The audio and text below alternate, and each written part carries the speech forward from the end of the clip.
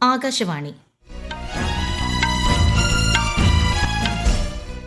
നമസ്കാരം. വാർത്തകൾ വായിക്കുന്നത് ബിന്ദു വിനോദ്.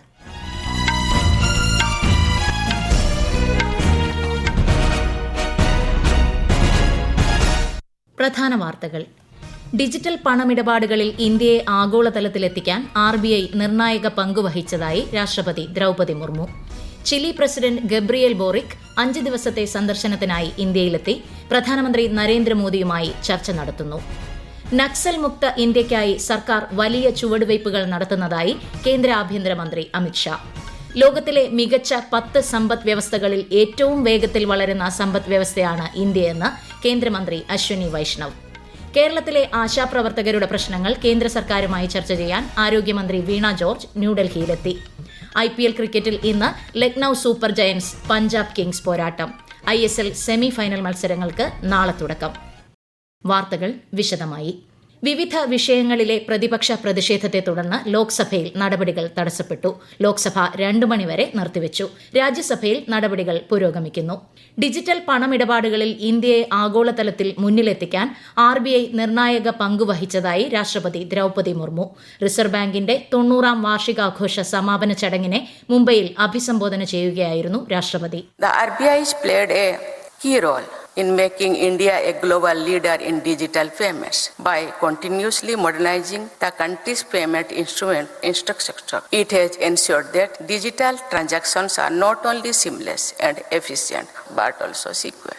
സാമ്പത്തിക മേഖലയെ ശക്തിപ്പെടുത്തുന്നതിന് RBI വഹിച്ച പങ്ക് എടുത്തു പറഞ്ഞ ശ്രീമതി മുർമു കൃഷി, ചെറുകിട ബിസിനസ്, ഭവന മേഖല എന്നിവയ്ക്ക് റിസർവ് ബാങ്ക് പിന്തുണ നൽകിയതായും പറഞ്ഞു. കേന്ദ്രമന്ത്രി ജ്യോതിരാദിത്യ സിന്ധ്യ, RBI ഗവർണർ സഞ്ജയ് മൽഹോത്ര, മഹാരാഷ്ട്ര മുഖ്യമന്ത്രി ദേവേന്ദ്ര ഫട്നാവിസ് തുടങ്ങിയവർ ചടങ്ങിൽ സന്നിഹിതരായിരുന്നു. ചിലി പ്രസിഡന്റ് ഗബ്രിയേൽ ബോറിക്കുമായി പ്രധാനമന്ത്രി നരേന്ദ്രമോദി കൂടിക്കാഴ്ച നടത്തുന്നു. രാഷ്ട്രപതി ദ്രൌപദി മുർമു ഒരുക്കുന്ന വിരുന്നിലും ചിലി പ്രസിഡന്റ് പങ്കെടുക്കും. 5 ദിവസത്തെ സന്ദർശനത്തിനായി ഇന്ത്യയിലെത്തിയ ചിലി പ്രസിഡന്റ് വിദേശകാര്യമന്ത്രി S ജയശങ്കറുമായി കൂടിക്കാഴ്ച നടത്തി. ഇന്ത്യ ചിലി സഹകരണം മെച്ചപ്പെടുത്താനുള്ള ഗബ്രിയേൽ ബോറിക്കിന്റെ ശ്രമങ്ങളെ ശ്രീ ജയശങ്കർ അഭിനന്ദിച്ചു. വ്യാപാര വ്യവസായ പ്രതിനിധികൾ, സ്റ്റാർട്ടപ്പുകൾ, സാങ്കേതിക വിദഗ്ധർ എന്നിവരുമായും അദ്ദേഹം കൂടിക്കാഴ്ച നടത്തും. ഇരു രാജ്യങ്ങളും തമ്മിലുള്ള 75 വർഷത്തെ നയതന്ത്ര ബന്ധം കൂടുതൽ ദൃഢമാക്കുന്നതിന് സന്ദർശനം സഹായകമാകും. നക്സൽ മുക്ത ഇന്ത്യയ്ക്കായി സർക്കാർ വലിയ ചുവടുവയ്പുകൾ നടത്തുന്നതായി കേന്ദ്ര ആഭ്യന്തരമന്ത്രി അമിത്ഷാ. ഇടതുപക്ഷ തീവ്രവാദം ശക്തമായ ജില്ലകളുടെ എണ്ണം 12ൽ നിന്ന് 6 കുറഞ്ഞതായും അദ്ദേഹം സമൂഹമാധ്യമത്തിൽ കുറിച്ചു. എല്ലാ വിഭാഗം ജനങ്ങളുടെയും ക്ഷേമം ഉറപ്പാക്കി ശക്തവും സുരക്ഷിതവുമായ രാജ്യം കെട്ടിപ്പടുക്കുന്നതിനാണ് സർക്കാർ ശ്രമിക്കുന്നതെന്നും അദ്ദേഹം പറഞ്ഞു. ലോകത്തിലെ മികച്ച 10 സമ്പദ് വ്യവസ്ഥകളിൽ ഏറ്റവും വേഗത്തിൽ വളരുന്ന പ്രധാന സമ്പദ് വ്യവസ്ഥയാണ് ഇന്ത്യയെന്ന് കേന്ദ്രമന്ത്രി അശ്വനി വൈഷ്ണവ്. ലോകത്തെ 3ാമത്തെ വലിയ സാമ്പത്തിക ശക്തിയായി മാറാനുള്ള യാത്രയിലാണ് രാജ്യമെന്നും അദ്ദേഹം പറഞ്ഞു. CBIയുടെ 62ാം സ്ഥാപക ദിനത്തോടനുബന്ധിച്ച് ന്യൂഡൽഹിയിൽ നടക്കുന്ന ആഘോഷ പരിപാടികളിൽ CBI സ്ഥാപക ഡയറക്ടർ DP കോഹ്ലി അനുസ്മരണ പ്രഭാഷണം നടത്തുകയായിരുന്നു അദ്ദേഹം. Today we are the 5th largest economy, on track to become the 3rd largest economy in the coming few years. We are now the fastest growing major economy among the top 10 economies of the world, projected to grow 6 to 8% over the next 5 years. Inflation is under control. ചടങ്ങിൽ വിശിഷ്ട സേവനത്തിനുള്ള രാഷ്ട്രപതിയുടെ police മെഡലുകളും സ്തുത്യർഹ സേവനത്തിനുള്ള police മെഡലുകളും കേന്ദ്രമന്ത്രി സമ്മാനിച്ചു. Indian ബഹിരാകാശ ദൌത്യങ്ങളിൽ പങ്കാളിയാകാൻ ആഗ്രഹിക്കുന്നതായി Sunitha Williams. തന്റെ അനുഭവ സമ്പത്ത് പങ്കുവയ്ക്കുന്നതിലും ഇന്ത്യയുടെ ബഹിരാകാശ യജ്ഞങ്ങളെ പിന്തുണയ്ക്കുന്നതിലും സന്തോഷമുണ്ടെന്നും അവർ വാർത്താസമ്മേളനത്തിൽ പറഞ്ഞു. ബഹിരാകാശത്ത് നിന്ന് ഇന്ത്യയെ വീക്ഷിച്ചത് അത്ഭുതകരമായ ഒരു അനുഭവമായിരുന്നുവെന്നും സുനിത പറഞ്ഞു. യുവജനകാര്യ കായിക മന്ത്രാലയത്തിന്റെ നേതൃത്വത്തിൽ സംഘടിപ്പിക്കുന്ന 3 ദിവസത്തെ വികസിത് ഭാരത് യൂത്ത് പാർലമെന്റിന് ഇന്ന് ന്യൂഡൽഹിയിൽ തുടക്കം. രാഷ്ട്രീയവും പൊതുനയവുമായി യുവജനങ്ങളെ ബന്ധിപ്പിക്കുന്നതിനും ഭരണത്തിലും രാഷ്ട്രനിർമ്മാണത്തിലും യുവജന പങ്കാളിത്തം ഉറപ്പാക്കുന്നതിനുമുള്ള വേദിയാണ് പരിപാടി. വഖഫ് ഭേദഗതി ബിൽ ആരുടെയും സ്വത്ത് കണ്ടുകെട്ടാൻ ഉദ്ദേശിച്ചുള്ളതല്ലെന്ന് കേന്ദ്രമന്ത്രി പ്രഹ്ലാദ് ജോഷി. നീതി ഉറപ്പാക്കുക എന്നതാണ് ബില്ലിന്റെ ലക്ഷ്യമെന്നും അദ്ദേഹം പറഞ്ഞു.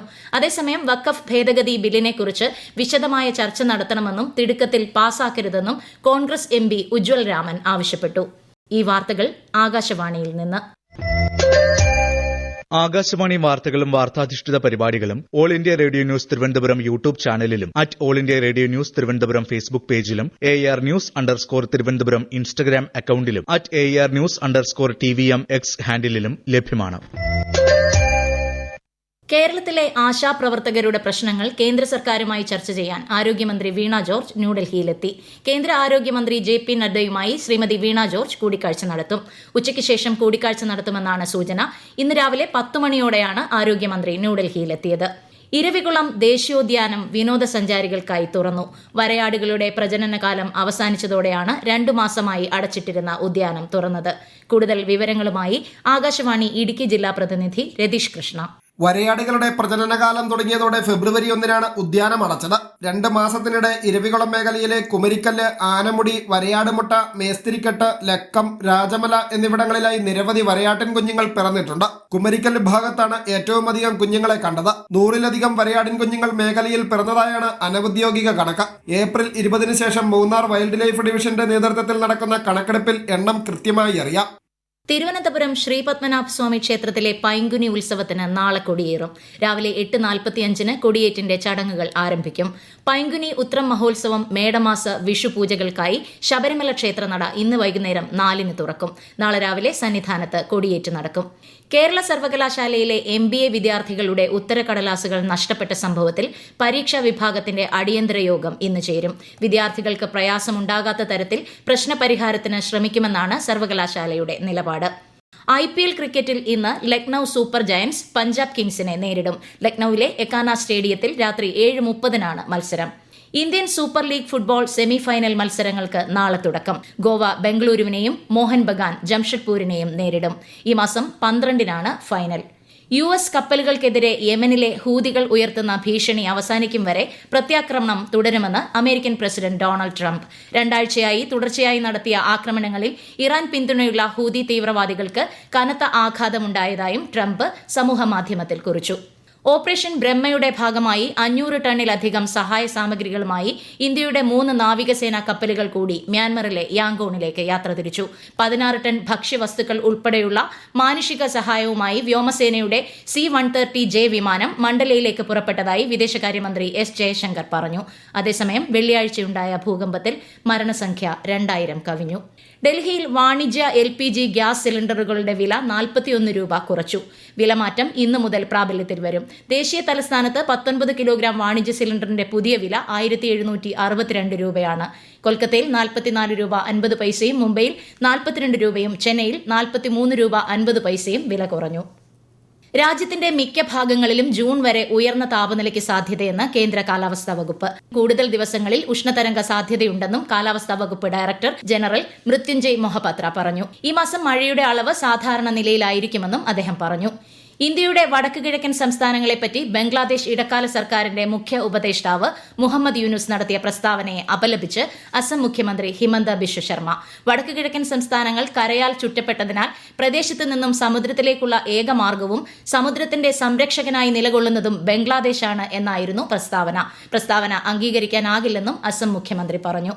മധ്യപ്രദേശിലെ 19 പുണ്യസ്ഥലങ്ങളിൽ മദ്യം നിരോധിച്ചുകൊണ്ടുള്ള നിയമം ഇന്നു മുതൽ പ്രാബല്യത്തിൽ. ഉജ്ജയിൻ, ഓംകാരേശ്വർ, അമർകാന്ത്, ചിത്രകൂട്, മണ്ഡലേശ്വർ, ഓർച്ച തുടങ്ങിയ ഇടങ്ങളിലാണ് നിരോധനം. കേന്ദ്ര സംസ്ഥാന ബജറ്റുകളിൽ പ്രഖ്യാപിച്ച നിരക്ക് വർധനകളും ഇളവുകളും ഇന്നു മുതൽ പ്രാബല്യത്തിൽ. കേരളത്തിൽ ഭൂനികുതിയിൽ 50%, 23 കോടതി ഫീസുകളിലും വർധനയുണ്ട്. 15 വർഷം കഴിഞ്ഞ ഇരുചക്ര വാഹനങ്ങൾക്കും മുച്ചക്ര വാഹനങ്ങൾക്കും റോഡ് നികുതി 1350 രൂപയാകും. ഇരുചക്ര, മുച്ചക്ര ഇലക്ട്രിക് വാഹനങ്ങൾ ഒഴികെ മറ്റ് ഇലക്ട്രിക് വാഹനങ്ങൾക്ക് നിലവിലുള്ള 5% നികുതിയിൽ നിന്ന് വാഹനത്തിന്റെ വില അനുസരിച്ച് വർധന വരുത്തിയിട്ടുണ്ട്. കേന്ദ്ര സർക്കാർ ജീവനക്കാർക്കുള്ള ഏകീകൃത പെൻഷൻ പദ്ധതി ഇന്നു മുതൽ പ്രാബല്യത്തിൽ. ദേശീയ പെൻഷൻ സംവിധാനത്തിന് കീഴിലാണ് പദ്ധതി. 23 ലക്ഷം കേന്ദ്ര സർക്കാർ ജീവനക്കാർക്ക് പ്രയോജനം ലഭിക്കും. പ്രധാന വാർത്തകൾ വീണ്ടും. ഡിജിറ്റൽ പണമിടപാടുകളിൽ ഇന്ത്യയെ ആഗോളതലത്തിലെത്തിക്കാൻ RBI നിർണായക പങ്ക് വഹിച്ചതായി രാഷ്ട്രപതി Droupadi Murmu. Chile president Gabriel Boric 5 ദിവസത്തെ സന്ദർശനത്തിനായി ഇന്ത്യയിലെത്തി. പ്രധാനമന്ത്രി നരേന്ദ്രമോദിയുമായി ചർച്ച നടത്തുന്നു. നക്സൽ മുക്ത ഇന്ത്യയ്ക്കായി സർക്കാർ വലിയ ചുവടുവയ്പുകൾ നടത്തുന്നതായി കേന്ദ്ര ആഭ്യന്തരമന്ത്രി അമിത്ഷാ. ലോകത്തിലെ മികച്ച 10 സമ്പദ് വ്യവസ്ഥകളിൽ ഏറ്റവും വേഗത്തിൽ വളരുന്ന സമ്പദ് വ്യവസ്ഥയാണ് ഇന്ത്യയെന്ന് കേന്ദ്രമന്ത്രി അശ്വിനി വൈഷ്ണവ്. കേരളത്തിലെ ആശാപ്രവർത്തകരുടെ പ്രശ്നങ്ങൾ കേന്ദ്ര സർക്കാരുമായി ചർച്ച ചെയ്യാൻ ആരോഗ്യമന്ത്രി വീണ ജോർജ് ന്യൂഡൽഹിയിലെത്തി. IPL ക്രിക്കറ്റിൽ ഇന്ന് Lucknow super Giants Punjab Kings പോരാട്ടം. ISL സെമി ഫൈനൽ മത്സരങ്ങൾക്ക് നാളെ തുടക്കം. വാർത്തകൾ കഴിഞ്ഞു. അടുത്ത വാർത്താ പ്രക്ഷേപണം വൈകുന്നേരം 6:30.